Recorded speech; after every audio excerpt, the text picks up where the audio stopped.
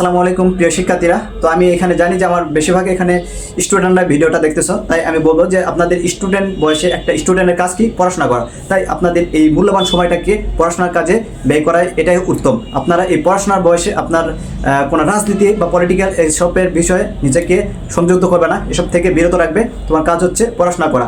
আর আমাদের সমাজে কিছু কিছু মানে কান পড়া দেয় যে বাংলাদেশে পড়াশোনা করে এরকম কোনো লাভ নেই, বা বাংলাদেশে পড়াশোনা করে ঘুষ বা কোনো রেফারেন্স চাকরি নেই। তো এরকম অনেক কিছু থার্ড পার্টি বলে, তো আপনারা এসবকে না বলবেন।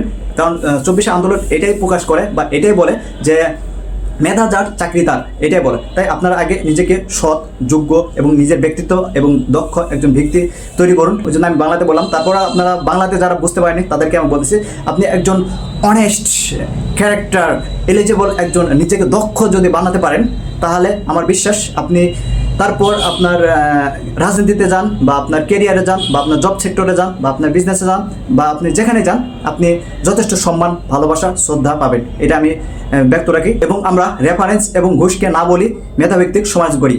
আর আমি এটাও বিশ্বাস করি আমার থেকে আপনাদের মেধা যথেষ্ট পরিমাণে বেশি, কারণ আমি একজন লাস্ট বেঞ্চার একজন স্টুডেন্ট।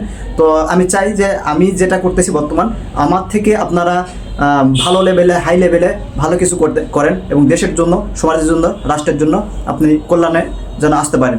সবার জন্য দোয়া রইল এবং শুভকামনা। আসসালামু আলাইকুম।